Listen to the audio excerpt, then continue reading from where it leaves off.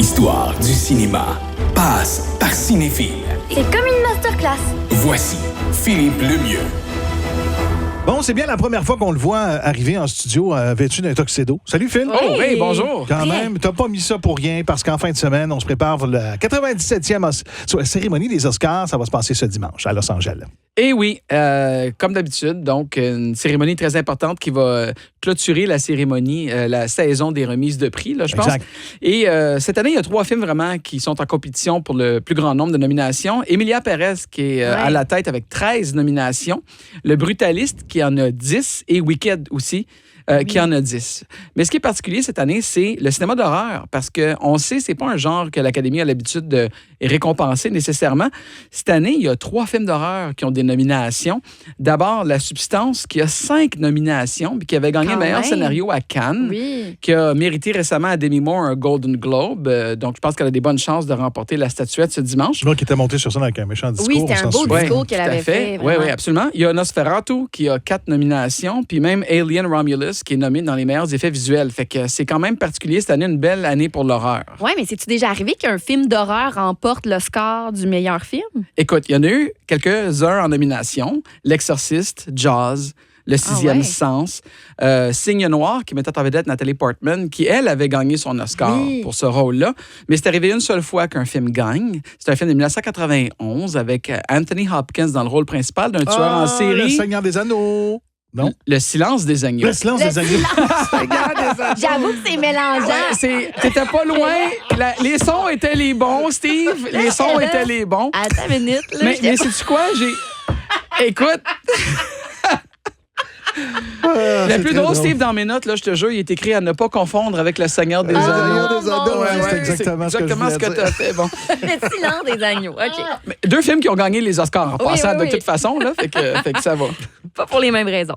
Il y a toujours des débats, des scandales aux Oscars. On vient d'en vivre un tout de suite avant les Oscars. Est-ce que ça va être encore le cas cette année? Il y en a plusieurs. D'abord, le monteur du film Le Brutaliste a donné une entrevue dans laquelle il a laissé glisser l'information suivante, c'est que l'intelligence artificielle avait servi à la post-production du film, notamment pour moduler la voix de l'acteur principal, Adrien Brody, pour l'aider dans son accent hongrois, mais aussi même dans l'image, dans certains décors.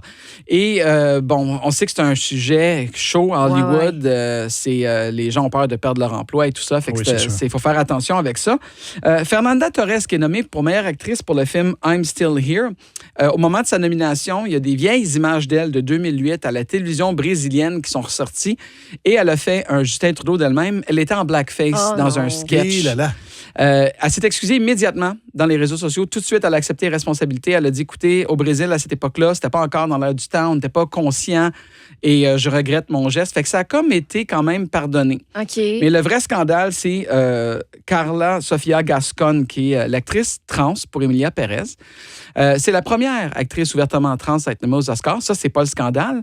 Mais on est allé voir ses anciens tweets des années passées, puis on a trouvé beaucoup de messages haineux, racistes, qui faisaient preuve de beaucoup d'intolérance.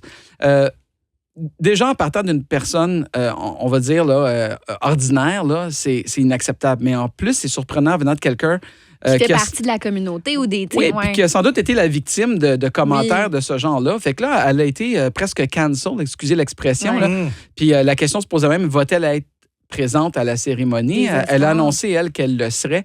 Mais d'après moi, ça va nuire énormément à ses chances et au film en général. C'est sûr qu'elle est pointée du doigt. Là. Ben oui, c'est sûr. Mais dès que tu as de l'attention, dès que tu es en nomination, les gens vont aller rechercher les bébites, vont aller voir ton historique, vont fouiller. Comme quoi, c'est une bonne leçon. C'est important ce qu'on publie. Puis une fois que c'est sur Internet, même si elle a fermé son compte le lendemain, il est trop tard. Veut dire, ce que tu as écrit est là à tout jamais. Là, puis les gens, ils l'ont. Là, mais là, en terminant, outre peut-être les scandales qu'on va vivre sur le tapis rouge ou durant la cérémonie, on peut s'attendre à quoi? L'animateur, c'est Conan O'Brien. Okay. On le connaît, c'est un animateur de talk show très populaire. Il fait l'unanimité. Il était d'ailleurs scénariste pour les Simpsons dans son début de carrière. Ah oui? Oui, absolument. Fait que c'est une bonne chose. Une nouveauté cette année, il n'y aura pas de performance musicale. Ah ouais? Donc, on a l'habitude que les chansons nommées soient présentées. Oui. Là, ils ont dit qu'on va mettre l'accent plutôt sur les auteurs des chansons plutôt que les interprètes. Ah, OK. Ce qui n'est pas mauvais, mais entre vous et moi, c'est parce qu'ils sauvent 20-25 minutes de temps de diffusion s'ils enlèvent les performance. Ah, c'est pour ça. J'ai toujours trouvé que c'était un gala qui était quand même long, les Oscars. Puis là, au moins, ça s'était agrémenté d'un petit segment musical. Là. Oui, puis tu sais, on a le droit des fois à des Billie Eilish, des Elton John, des Sabrina Carpenter. Tu sais, c'est le fun, mais là, il n'y aura pas ça.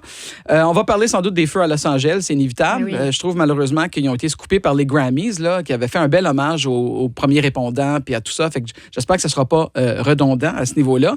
Puis, comme toujours, on aura droit à une belle brochette d'animateurs. On sait que les acteurs et actrices qui ont gagné l'année précédente dans les 4 catégories, normalement, traditionnellement, c'est eux qui présentent.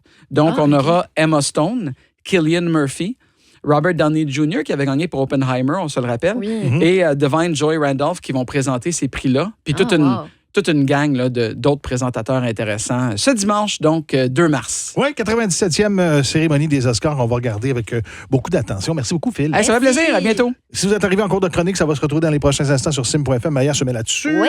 Et on vous pose une question sans savoir si le film a été oscarisé ou non. Selon vous, OK, on vous donne la chance de monter sur scène là, pour offrir un Oscar à un film que vous aimez. Ce serait lequel? On veut avoir le titre. 450-304-SIM.